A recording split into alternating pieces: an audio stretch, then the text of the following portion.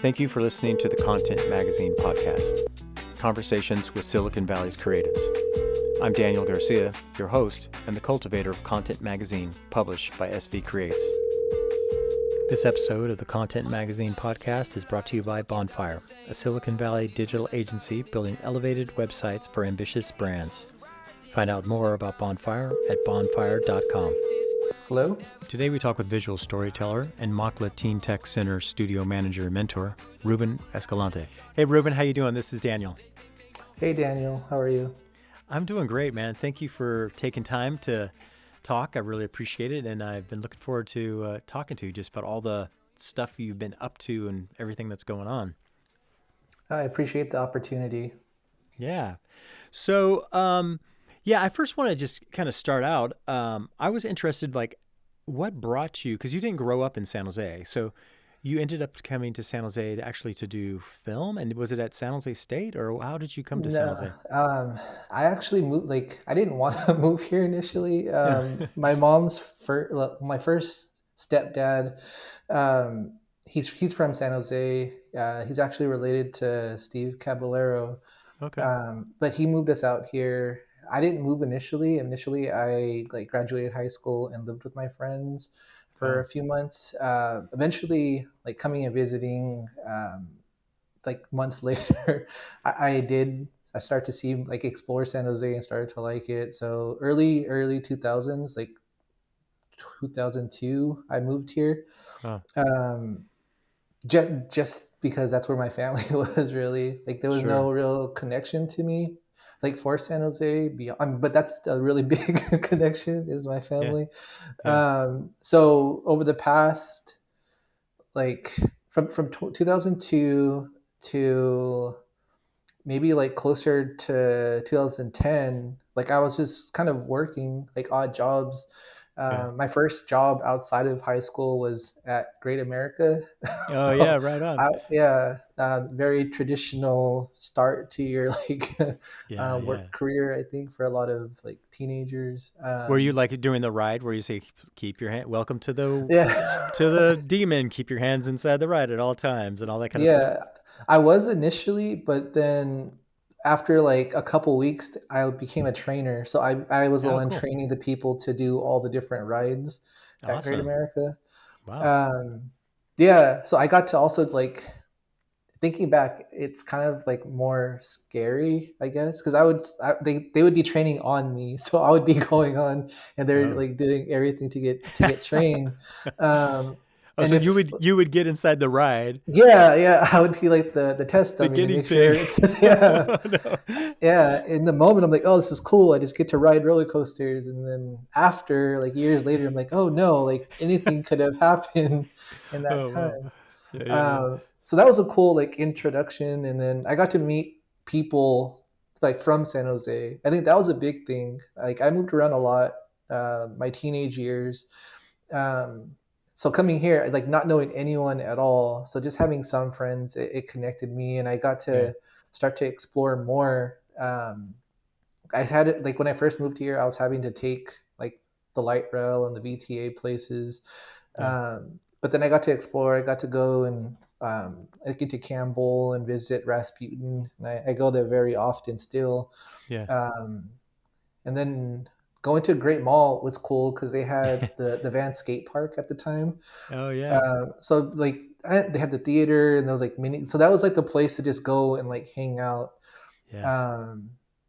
And that's kind of where I just met my friends. And it wasn't until the end of that decade, 2010, is when I decided to go to school for filmmaking. So that was a good 10 years, and I was well into my adult life when I decided to do that.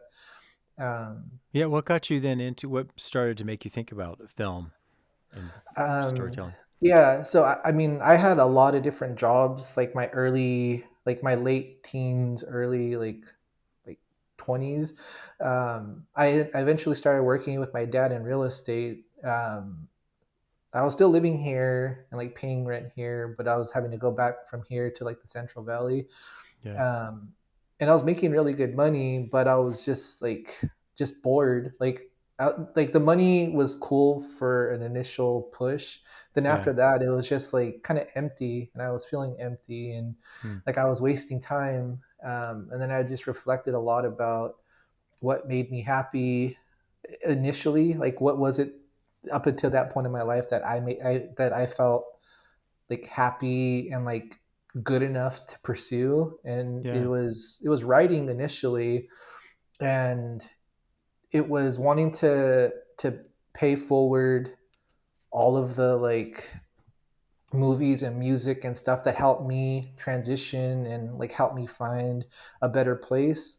So I was Hmm. wanting to pay that forward to the same, like, I mean, to people in general, I guess, but more specifically, when I was making those decisions, it was to like positively influence, like, you know, like Yeah. The teen, like community. kids of color. It was really Yeah. them, because they don't really have a lot of influences. They don't really have a lot of connection to the arts. And I saw firsthand how significant it was in my like mental health, and just like being able Yeah. to find happiness. So I started off Yeah. writing and going for screenwriting, and being very productive there. um, but then also thinking too, like, okay, well, as a screenwriter, your job is kind of limited to like the script. Right. um, so I got into more production stuff, where I had more control over the projects that I was able to produce. And like it kind of just all started to unfold itself like in front of me, Hmm. with the producing and directing of it, and having to like act occasionally. And then Yeah. once all that stuff is done, you learn how to edit the videos together. So Right. Yeah. now, like, you get the like the full scope of it. Yeah. um That's kind yeah, of the but good thing, right? About, the beginning stage is that you kind of choose a little bit of a direction, a path. And then it's, as you get into it, like, you have to do it yourself. And so you're learning all the different, and then you start to see like, wait, maybe I'm more, this area is more of an interest, yeah, right? totally. And going to school for film, I mean, it was at De Anza, and that's a very like, still, even though it's like a community college, it's a very prestigious school, where Yeah. you don't have to really get accepted in. You could just go, and Hmm. immediately they give you access to all of their equipment and everything. So people were Yeah. coming from all over the world to go to film school there, because it was, I mean, for them it's more expensive. For us, because Yeah. they have to pay more because they're out of state. But for Yeah. us, like, you pay, it's a lot cheaper, and you don't have to really like get your hand held and go through the process. Like, if you want to start making movies, you can start right away. And Yeah. for That's me, cool. like, that's like spending those first like like that first few years of my adult life, kind of just trying to figure out what I want to do. Since then, it's been like like just like constantly like go trying to make up for time that I feel that I've Hmm. lost along the way. Yeah. um yeah, Yeah. so it comes from a very inspired place, and just wanting to make sure that like people, like kids, or like kids similar to me with my upbringing, Yeah.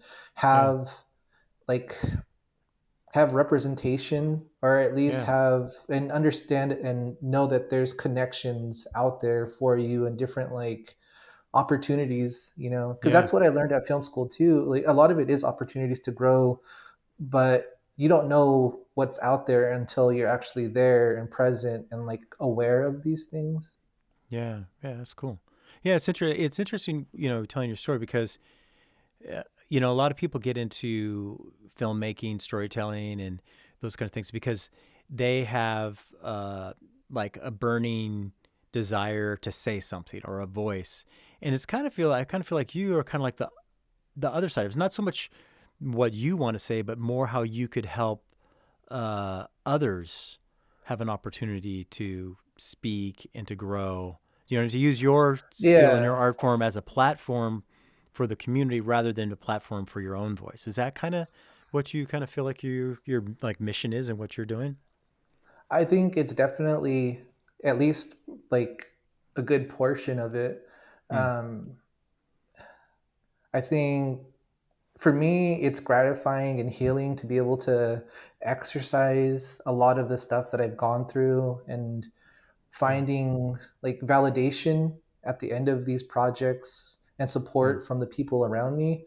Like Yeah. all of the work that goes into it and all the like, there's a lot of highs and lows that come into every single project. Yeah. So the validation at the end of it to be understood that the feelings are receptive and that like already knowing because I was inspired by years of music and movies and Mm-hmm. that connection to like things that feel very personal, like Yeah. storytelling. I knew that that was a thing. The development of it kind of took time because when I first started, and I feel like most people first start, they want to be cool and they want to be funny and they want to be interesting. Yeah. But what we don't fully understand is all that makes us interesting and cool is like very personal, like things Right. that come Yeah. from ourselves.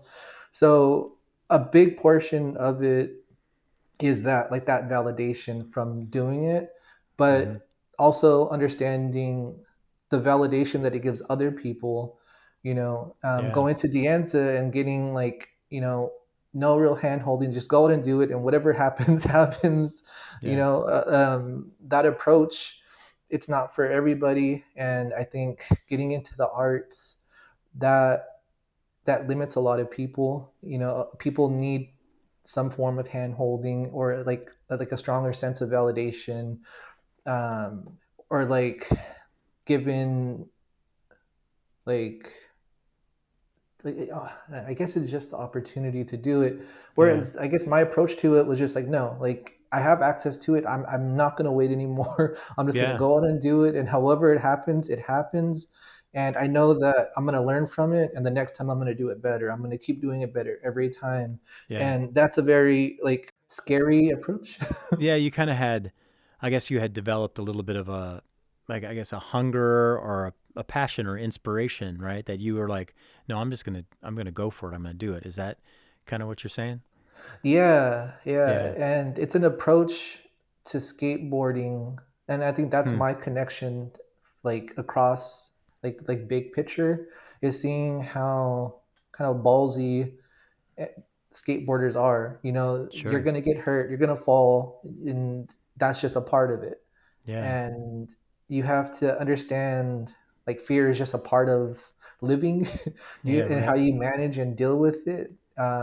And it very much exists like in the art world. Like there's so much Yeah. fear to create. Yeah. You put your ideas out there, right? And for other people to look at and critique, it could be very self revealing, right? Yeah, it's a very vulnerable thing. Yeah. Participating in the night walks for the South First Fridays, it was Hmm. a big opportunity to understand that more. I Yeah. would try to be collaborative with people that were coming by to have like projects going on, and so many people were so timid or like reluctant Hmm. to be creative because somebody, like if it's not themselves, somebody has told them that Right. they're not good enough, Yeah. or that like that they shouldn't do this thing that is incredibly healing for you. Yeah. So my whole like validation is just like, no, like what's significant about like it's like we're all like very special significant people, and Yeah. everybody is just like starving for that sense of validation. And even if you're not trying to be like put on art shows and be in galleries and stuff, like it's still very like healing for people just to be creating and to Yeah. have Yeah. a place to like exercise like what's going on inside your brain. Yeah. So then the arts were for you as in a rather young age was kind of like uh, a safe place, a healing place for you, right? What was kind of some of that? Um, what were you exposed to as far as like the art, and what was kind of like what what was what would you say the medium that you were Mhm. kind of like looking to and going to support yourself? um I mean, I always loved like drawing. Mm. I used to make little movies without, I didn't have any cameras or any equipment, but like with my action figures, I would just make like, these fight scenes, and like create these stories with my toys, Yeah. as I like play with myself, or that's You get. uh, yeah, just play with the action figures. Yeah. Yeah. Uh, um, so it was just being creative, Yeah. and having that, like that sense of freedom of expression that way. But when it came to writing, that was a way that I was able to express things outside of myself, like to other people. Yeah. If I was having problems dealing with something, or like in a relationship with someone, like a parent, I Hmm. couldn't like go to them and talk to them about it. I'd have to like write it in note and then like pass it to them and express Yeah. things that way. So in elementary school, I was very like productive, with creative writing, like writing Hmm. poetry. There Yeah. was like a poetry festival every year that I would like submit stuff to and like get published in. Cool. And when the school would like acknowledge that, all the other classmates of mine were like, they were questioning me and my sexuality because I'm a boy, Hmm. and doing this like thing that is seen as being more feminine. Right. Especially where I came, like coming from like the country, you Yeah. know, there's a like in those communities, at least at that time, like it's very like there's a very clear, bold line of what's expected from like boys and what's expected from girls, and Yeah. that was something very uncomfortable for me, where I dropped like the arts, I dropped creating for like all of my middle school life. Sure. Because you want to fit Most in, and Yeah, yeah. yeah, like, and working in the youth space, that's something that I just always am mindful of and trying to champion. It's, you know in the arts, there's like standards that people feel like they have to like live up to, but it's just trying to really help everybody find their own voice, or like to validate their voice Yeah. and allow them to develop it. Because just for myself, seeing the negative effect that it held over me, Yeah. the Yeah. last year or so in my high school life is when I just, I met a friend who I shared a lot of like common stuff with. Yeah. Um, and we had a band together, and that's where like I just went full out like to the opposite direction. Yeah. I Yeah. would paint my nails, I'd like color and bleach my hair, and I Yeah. that's when I felt the most like me, like okay, this is like who I am, this is the person that's been like, itching to come out like this whole Yeah. entire time. It's kind of ironic though, right? Right. To write poetry is seen like not acceptable, but if you're in a band, right? Yeah, Which is yeah. basically poetry to music, right? All of a sudden, then it's like, oh wow, how cool, right? It's interesting. Totally, like Yeah. it should, like it's crazy. Yeah. It is weird. Like the Yeah. perceptions of them. Yeah. So then Yes, high school, you were band and yeah. kind I of was in a expressing yourself. Yeah.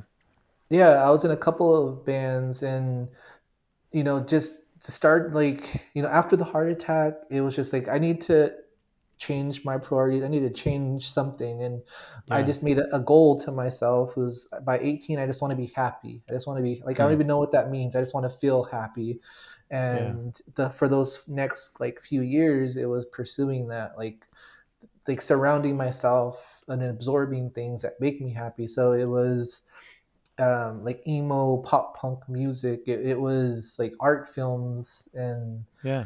you know, I just absorbed all of that stuff for years, for so long, and they Yeah. still hold so much inspiration to me. Yeah. Is And there any particular kind of like film or song music, you look back on and it takes you right back to that time, and you kind of remember the healing aspect of it? yeah, being Gemini, people like to say that Geminis are two-faced, but I just feel Oh, like there's just a wider spectrum of emotions and of interests that I have. sure. So musically, it was Blink 182, like finding them like early on in my teenage years. they were able to be goofy and have fun and playful, which is very much a part of me, but also be able to like talk about and discuss very serious topics. That is also something that is very significant in my life, especially at those years where I felt like I was the only one going through this stuff. I remember the first movie that I watched where I was just like what, what is this? It was actually Rushmore. I remember seeing the trailer for it coming out, and I just remember laughing and like wanting to watch it, and nobody wanting to watch it with me.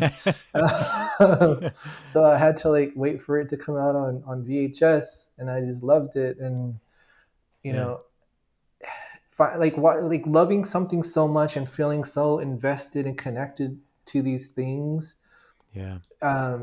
But there was still a disconnect to like the life or like the culture or like the world of the film. Like we're living like for these characters and these like these musicians, there's almost like parallel lives happening. Like I was so hungry for that connection that's like I was just there for the themes and like the message, and not really too concerned initially with like the representation behind it and like where these things were taking place, or where these like the backdrops of these movies were coming from. So that like that was kind of probably the initial seed of like, I would like to do something that expresses and like kind of explores and comes from a place that I'm familiar with. And a lot of times the places that I've come from, like the Central LA, like rural area, or even, when I first moved here, I lived kind of like in between Evergreen and the East Side. I lived like right across the street from Eastridge. But even still, like all the other places that I've lived before is always usually closer to the East Side, and how that's usually represented in the media. I'm like, I grew up there, and I understand that there are like dangerous people, but that's never been my like that's not like how I have seen it and come to like love and appreciate that place. Like coming there, there's so much color and joy and support and love from those people, and there's like so much like just people are proud. There's people that are definitely proud to come from there, and there's so many people that are trying to escape it, and because of the perception of it. That's where I grew up too, out over there. Yeah, over by Eastridge. That's cool. So I mean, seeing that, another inspiration, like different parallels still, it's the movie Friday. Friday, they kind of like tackle some of the harsher realities of it, but the true like humor and the characters, and that to me that felt like the closest thing to what I firsthand saw, like coming from those areas. So in my journey, it was to figure out how to like blend, like, I mean, Friday isn't really seen as like an art house movie. It's very much like, I would say that it probably is, because of like all the other stuff that is similar to it and how it has kind of withstood the test of time. But like movies like Rushmore with Wes Anderson, taking the aesthetic and the sensibilities, but having them come from the world that I'm coming from, and having the characters be represented that I know and see within the characters of his films, like being able to express that, like that's really like what if I'm able to do it successfully, that's what I'm trying to do. Cool. That's it. The themes, right, are the themes of humanity are all the same, but then the different settings does either communicate it differently, or hits a different audience, or has a different little nuance. So then, okay, so how did you get into working with MACLA then? So you came to San Jose doing De Anza, doing film. Well, actually, before we go there, even when you were at De Anza, was there a project that you did that you, even to this day, you're like, oh yeah, I'm pretty proud of that? Like when you look back Yeah. at those little things. Yeah. So there's a concept or an idea that I had, and I was a part of like a couple production groups, Mm-hmm.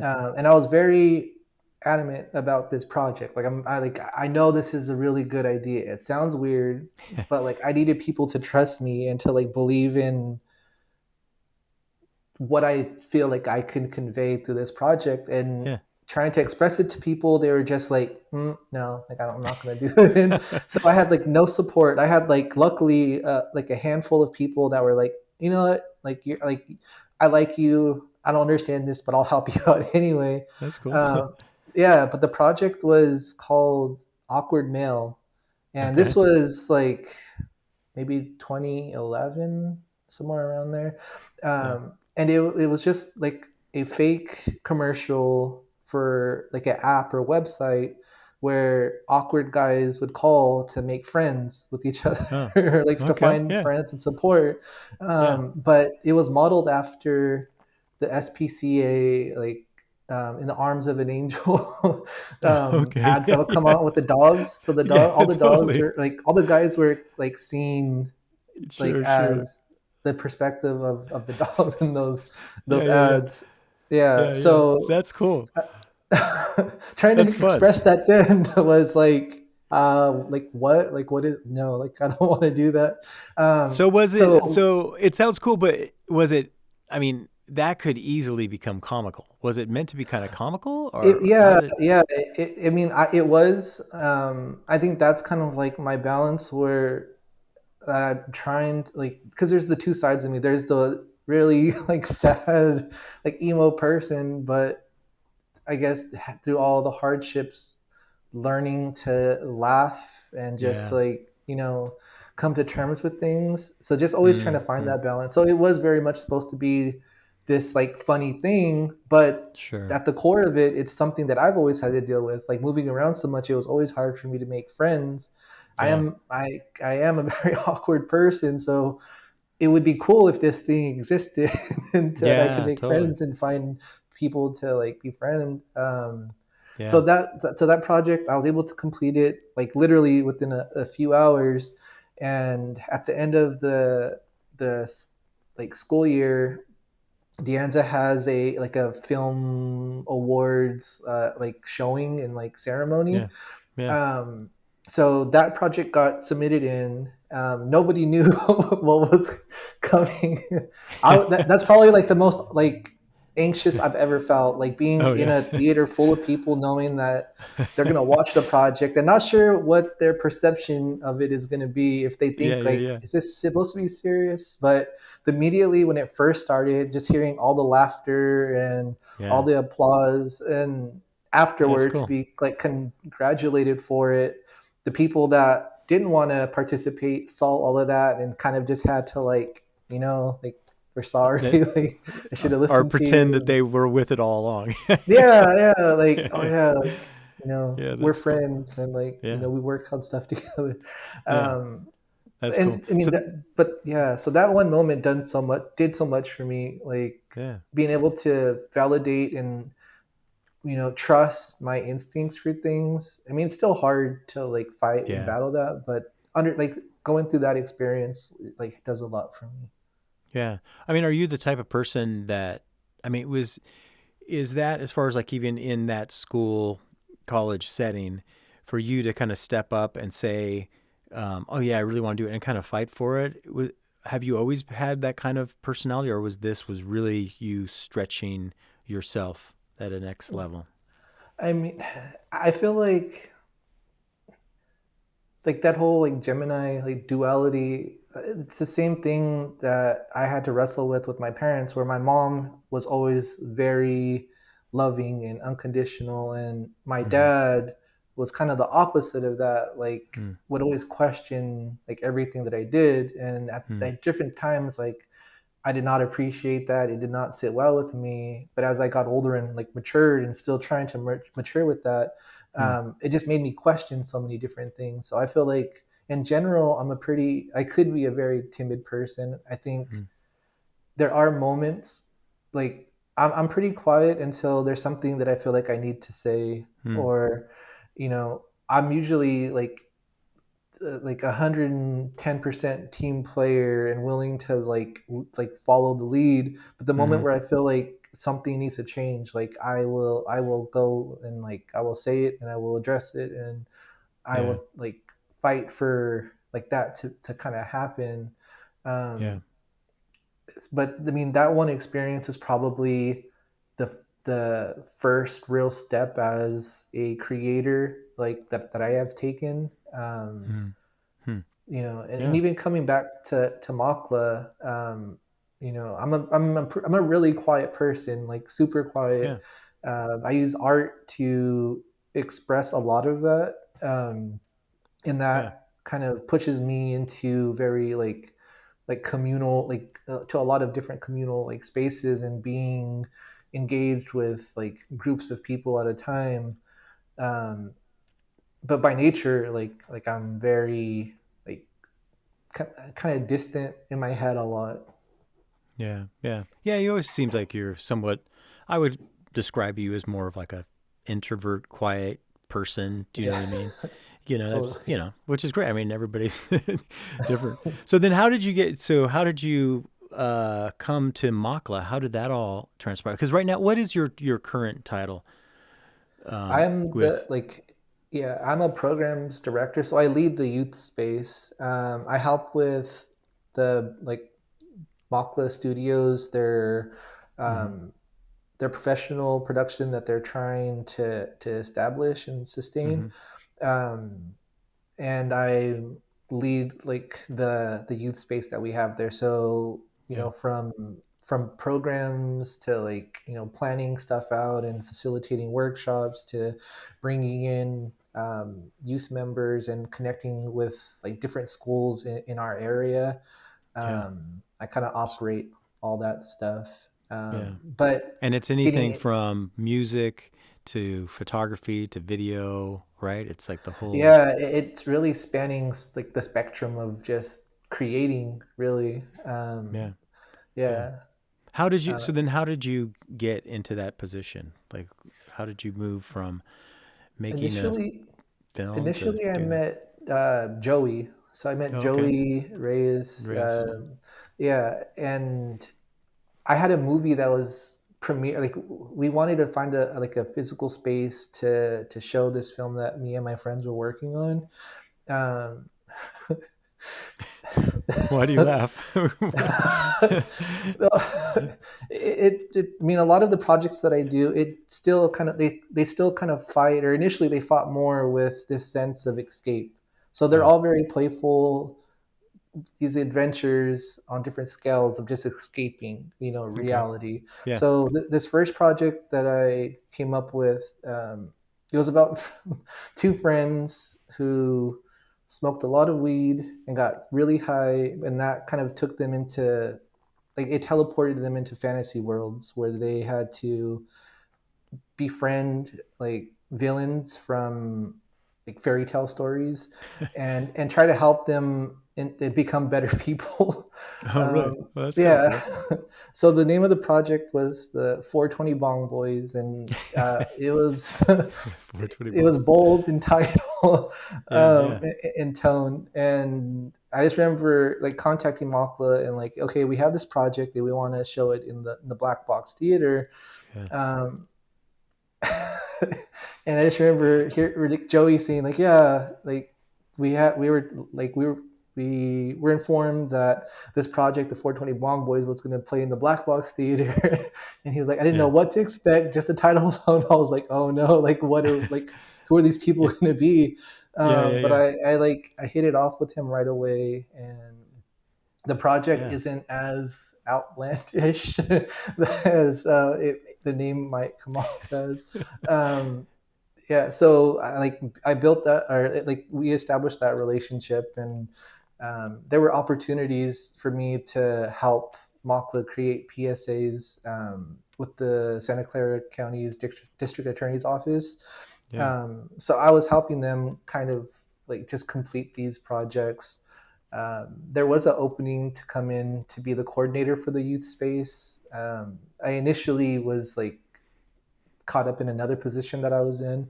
But there was an opportunity, maybe like a year later or so, to come back in, and I was ready now to take a bigger, to take a bigger role and to do something a little bit more bold. And actually, tomorrow will be my 4-year anniversary. Oh, cool. I mean, tomorrow being May 7th. I don't know if May that. 7th, yeah. This Yeah, won't be released until like August. So, yeah. no, just kidding. That's Yeah. So at the time of recording, tomorrow yes. Yeah. is your Your 4-year behind the anniversary. scenes look. Yeah, That's funny. congratulations. That's awesome. Yeah. Thank you. Thank you. Yeah. That's cool. So then, okay, so it seems like even with the 420 Bong Boys kind of thing, do you know what I mean? Like this still like sounds like what you described. It's still a story of people helping other people in better or to improve themselves, which is interesting, Yeah. right? And so your position now is kind of like the same thing. Like you're helping people find their voice, find their craft, find their story, right? Mhm. So, I mean, that's very much seems like that's a theme in your life, huh? Yeah. It's just something that I had that I observed, and like with my relationship with like my dad. Mm-hmm. Um, like our relationship was pretty bad at times. Mm. And I was spent with a lot of time to just like reflect and just like wonder like like, why is this happening, why is this going on, why is this the way it is. Yeah. But it took for me like understanding of like his kind of backstory, I guess, Yeah. and understanding him as a person. And it it's tough. I mean, now like I'm far more like better at it and more appreciative of our relationship and dynamic. I was talking to Sherry from Anno Domini, Mm-hmm. and like into the conversation, she mentioned that I should thank him and I should like really appreciate my relationship with him, because regardless of what it is that we went through, I wouldn't be who I am today if it wasn't for that relationship. So he opened up my eyes to people, Yeah. and a different like um just Level. like to people, Yeah. and yeah, to people, and why people might do things, and how as a person I can be kinder to people and more Mm. understanding of people. And you know Yeah. seeing the love and support that I received from my mom, and how that has affected me in my life, and how I could do that for other people, understanding that that's really at the essence of like people in general, like wanting to be loved, wanting to be Yeah. validated. So as much as I could do that for other people and try to like, try to be persistent with that, like in this, with my position working with youth that are very like um like they're they're not everywhere, Well, they're but trying to find their self in the world, right? yeah, Yeah. and they're very impressionable. Like, Yeah. there's so many influences that they Yeah. have to pull from nowadays, and there's like so many insecurities that you go through that people still like go through as Yeah. adults.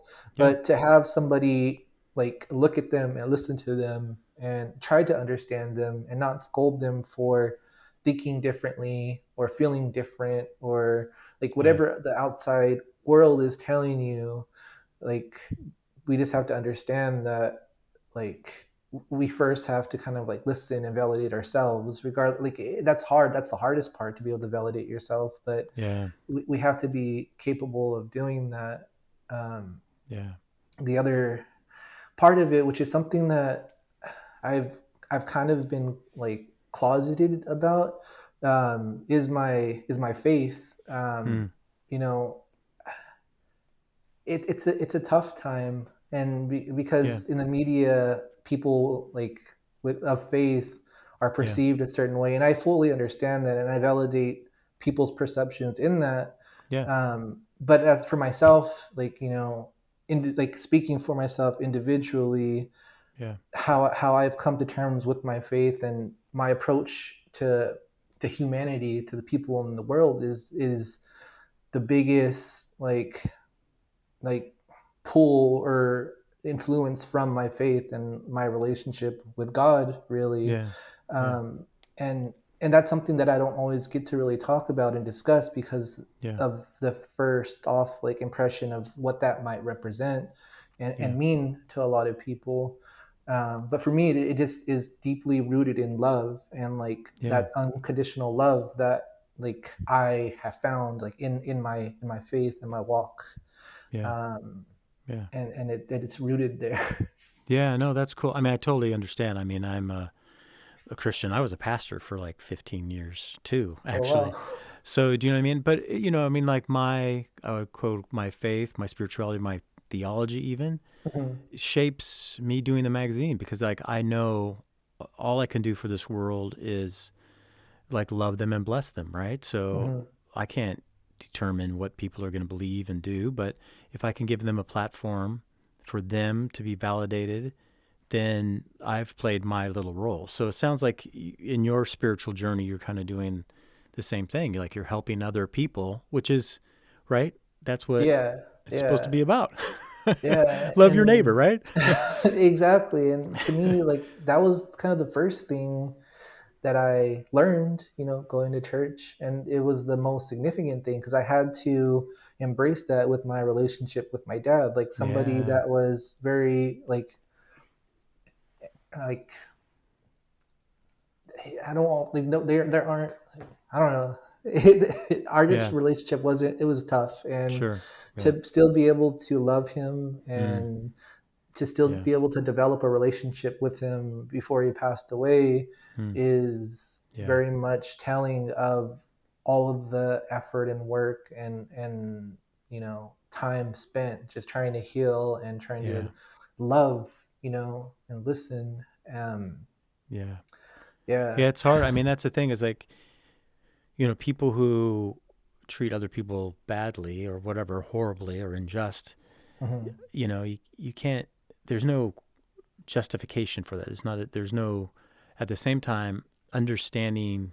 I had to do that even with my dad. Like understanding where Hmm. he came from made me have the ability to forgive him and build restoration to the relationship. But it didn't wipe away like Yeah. the effects of it. It didn't. It shaped who I Hmm. am, and I'm thankful for that. But if it wasn't for me being able to forgive, like it was holding me. Yeah, actually, the hatred and Hmm. dis I don't know what the word is, disrespect that I had for him was Hmm. actually holding me back. So Yeah. yeah, it's like yeah, crazy, Yeah, that was tough. a strong period of time there, and even just with the past, I don't know, like 6 years or so, Hmm. like with the media, with a lot of like with social media, like specifically because it's such a Yeah. big platform. Um, I wouldn't have been able to come to terms with my relationship with my dad if I didn't Hmm. take time to listen and to try Hmm. to understand. And I Hmm. don't know if people nowadays have that urge or willingness to Hmm. understand, but at least that's what I'm trying to help develop within the youth that come into our space. Like we have different Yeah. backgrounds. We don't know what baggage people are walking in with every day. So we can't Yeah. just jump at anything that might be said or Yeah.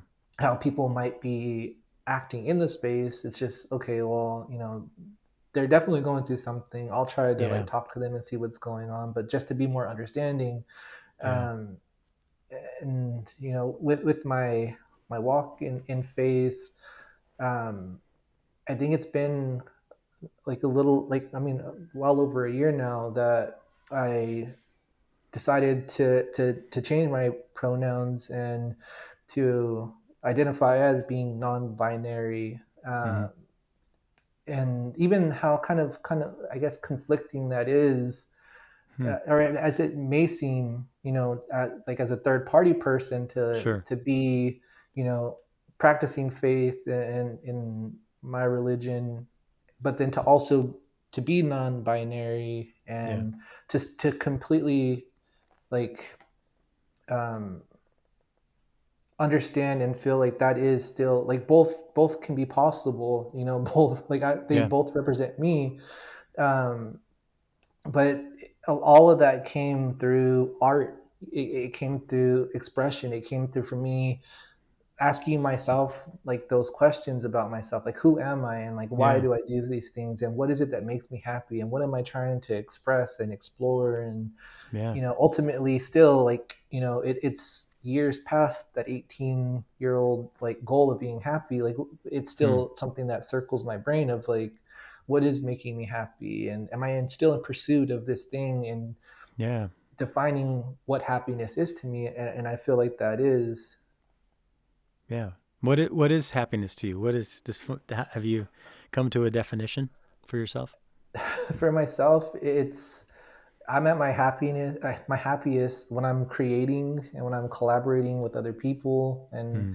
if there's chance, like, or not chance, if I'm able to just bring that out in other people and create space where Hmm. people can,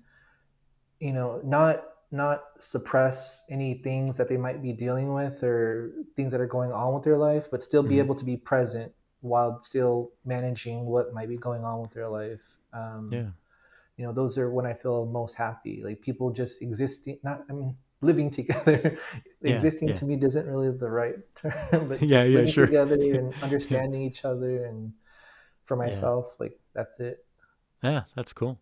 Well, it's good. I mean, so then you also have started kind of like a art collective, right? The emo Hmm. kids of color, right? Yeah. So how did that come about, and what's kind of like the goal and vision of that? Because I know you do shows like the Outsider shows and stuff. Hmm. Yeah. So Yeah. talk about that. It's trying to, it's noticing, well, it's a long um initially, being a kid and leaving the art and seeing how negatively that affected my mental health. Yeah. Find like coming back to it and seeing how much better of a person I am because of it. Hmm. Like, I feel driven to connect, like, people to it in general. So working, like, in general, just that's my pursuit, is just trying to connect with people, like, Yeah. with art, with like movies or whatever being the variable, like, that's there. With emo kids of color specifically, it was understanding that the arts are usually one of the first things that are taken, Hmm. from schools. And those communities are really hard to grow up in.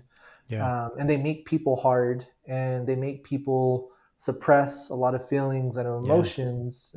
And there's a lot of sadness. Like, Hmm. yeah, there's celebration and there's life, and it's like, I love those neighborhoods, but there's so much suppression Yeah. going on. And sometimes, like, and internally, yeah, um, you know there's like a suppression of like your mental health that gets passed down. It Yeah. almost feels like inherited.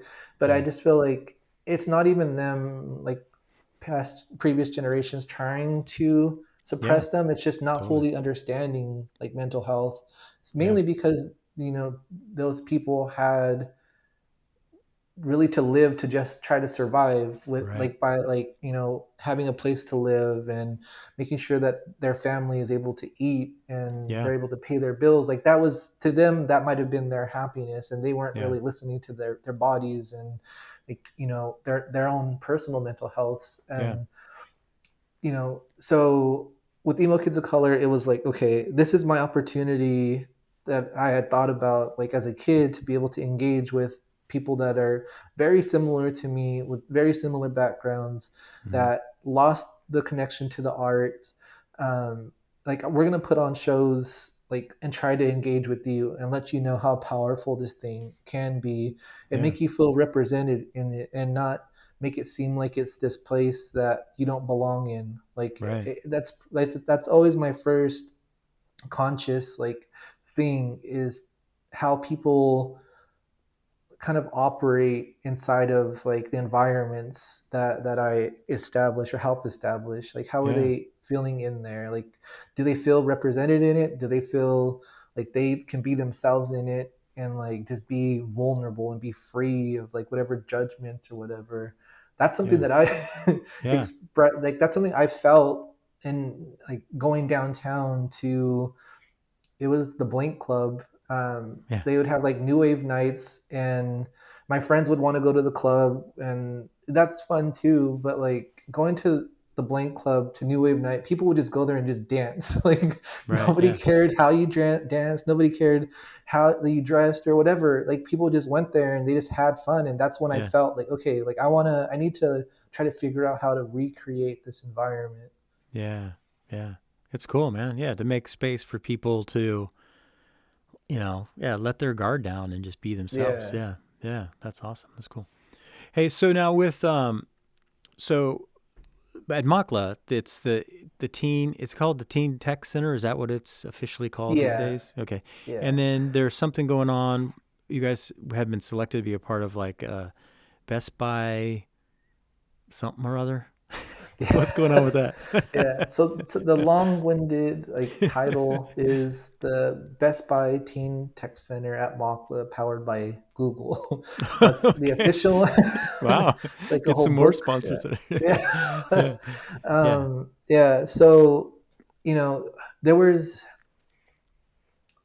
we were one of like a few spaces that were up for the opportunity to become a teen tech center, but they saw that environment that has been established here. Like Mm-hmm. they saw it there. Like we were definitely like hungry and in need of like renovation, of new technology, but Yeah. they saw like the essence of what the space is and the connection that Totally. like the staff had with the youth members, and that's what they bought into and wanted to support. Yeah. So we've been a teen tech center for a year and a couple months now. And they come and visit, and they'll come in and like they'll check in with the youth and myself. Mm-hmm. Last summer they visited, during the summer when we were having our summer workshop series, and they just loved it. They loved like how like that environment that I've been talking about. Mm-hmm. Like they completely just like were thrilled to be there, and they talked amongst themselves. And months later, um, there was the opportunity for myself and a few of our youth members to be featured in a national campaign about mentorship. Yeah. Cool. So they came through in March, and they produced the video here for like one afternoon, morning afternoon, and it's up now.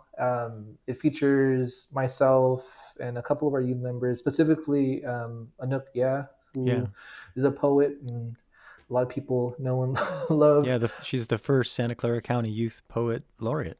Yeah, and very Yeah. deserving. Yeah. Yeah. Yeah, so when they came to visit for that, the producers of it went to Circle A, and they saw the exhibit that was up Yeah. with some of my art, and they read the about, and that really invested them in to me as like an artist and a creator, um, visual storyteller. Yeah. Yeah. um, and they messaged me, and they're like, hey, like we want you to be featured again, in some like some sort of like storytelling campaign about being like Chicanx, non-binary. Mm-hmm. Um, so like a week ago or 2 weeks ago, we recorded a video that should be coming out in June. That's about that, like my kind of story. And Cool. they've just been so supportive, to have the full out like support and validation and just understanding of what goes into creating a youth space, and Yeah. just like the dynamic relationships that are developed there, and sustained there. Yeah. That's cool. Yeah, awesome. Well, great. Congratulations on that for Thank you. you, and then also for the center. I mean, that's great. I mean, Mhm. it sounds like they're helping out with funding, right? Which is so Yeah, important, right? I mean, you can't make that space for youth and for artists without somebody, helping to flip the bill. So, yeah, that's yeah. great that they And want to I do mean, that. and Angie's been great, Yeah. our director at MACLA, with allowing me to do as I I mean, not to just do whatever I feel.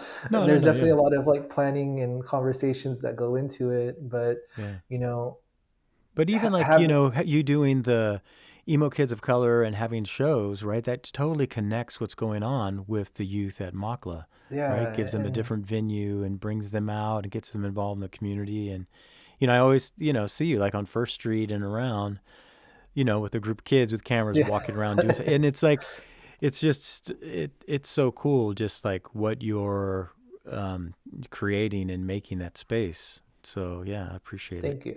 Yeah. Cool. All righty. Well, so that's it.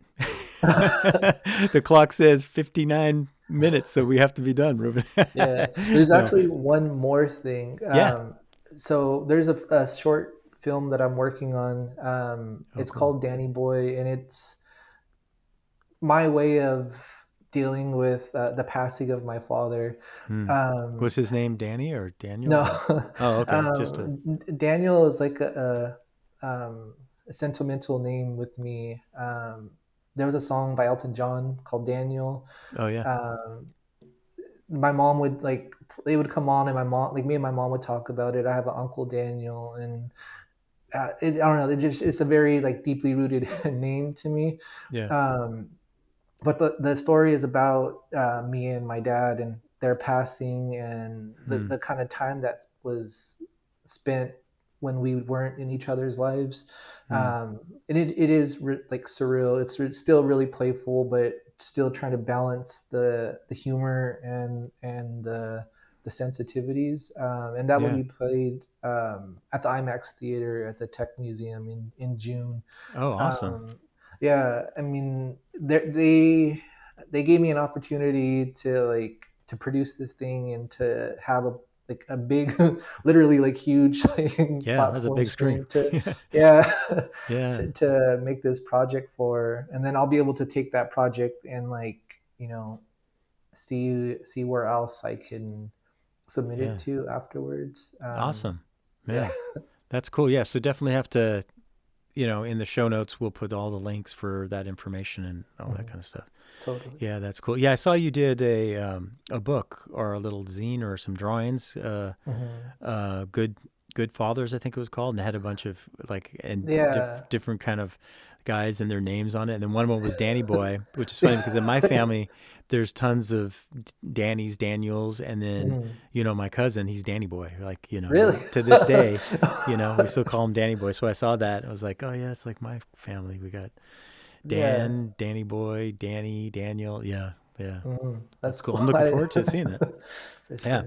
Cool. Well, awesome. Thank you for your time. Thank you for what you're doing in the community for the youth. And, you know, congratulations on the support that you're getting from those big corporate monsters that help us create the space for students to create. So thank you, Ruben. And I know I'll be seeing you around outside sometime at Academic or on First Street. Totally. Yeah. Thanks, man. Talk to you later.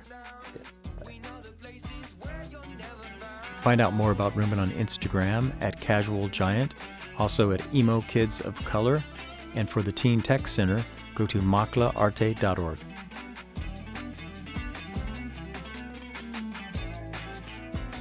Thank you for listening to the Content Magazine podcast. Follow us on social media at Content Mag. Become a member and help us to continue to tell the stories of the South Bay's creatives. This episode's music is 408 by Jack Pavlina. Follow him on Spotify and also on his Instagram at Jack Pavlina Music.